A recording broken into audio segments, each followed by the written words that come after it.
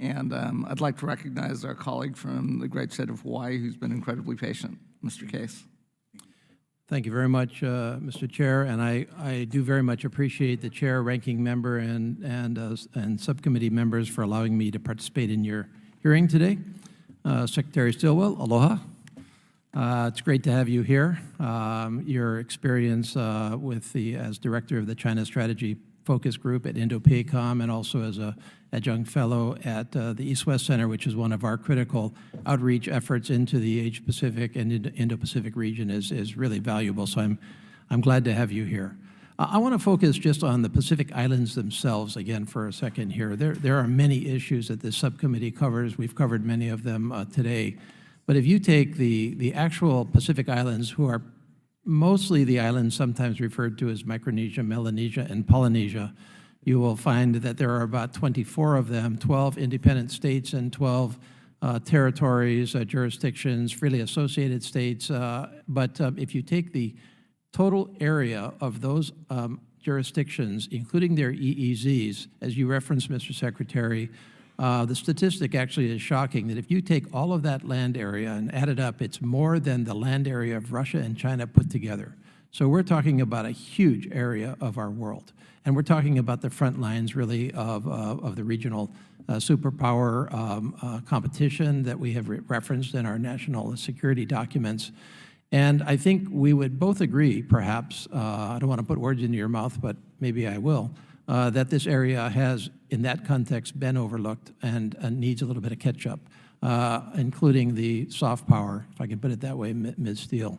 And so I want to ask you, and this is renewed focus inside of Congress. We now have a Pacific Islands caucus focused just on those island jurisdictions here in Congress. First time ever that the chair and the ranking member and Mr. Young from Alaska and other members have joined together to try to give some attention to the Pacific Islands themselves across the board, militarily, economically, socially, whatever is needed, climate change-wise.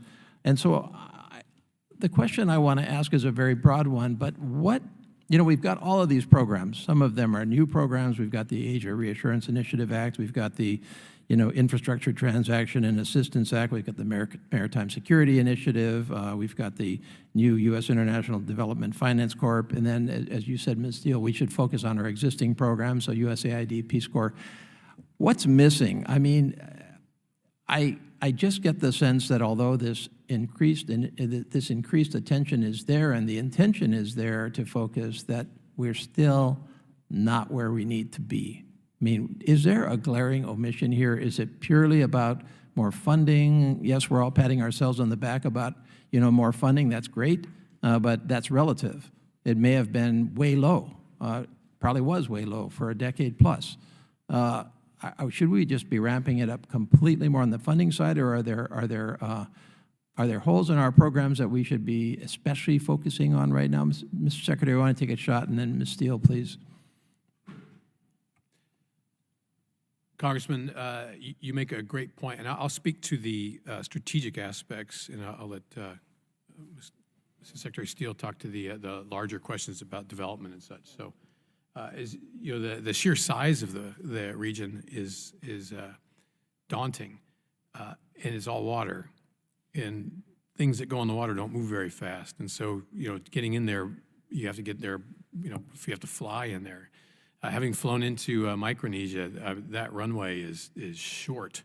For the Pacific Islands Forum, we had to, get aircraft that could land on that runway at Tuvalu and all those. So there is a development aspect there, just simply in terms of infrastructure and transportation that will link them more closely with global economies and other things. There are other ways, I think, to get at the environmental issues as well. But I think at least in some ways, they just relate to getting there and being in the area. But the thing, I got to sit next to President Heine on the way back from the meetings in Micronesia, and we discussed for a while sustainable development and what sorts of things that they can do to provide for their own people for the long term that is sustainable. And on the security side, one of those is defending your own resources in terms of EEZs, fisheries and such. And I do believe that's a place where we can cooperate. I'll be out in Indo-PACOM mid-October, and that'll be one of the topics we raise. Thank you. Thank you. Briefly, I'm out of time, not to mention I'm not on the subcommittee, so I can't take those liberties. Thank you very much for the question. As I said, I was also mission director for the Pacific Islands while I was in the Philippines, and one glaring thing which we are going to be addressing is our presence. We are not present there physically.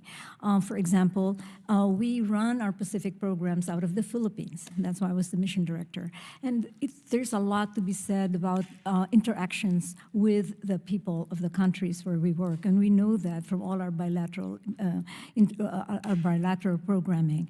And so what we're going to be doing is assign people countries in the Pacific so that we can work with them, interact with them, and help develop their capacity and transfer values that we have not been able to do by not being there.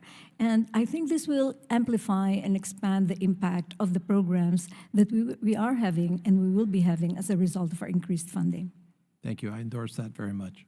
Thank you.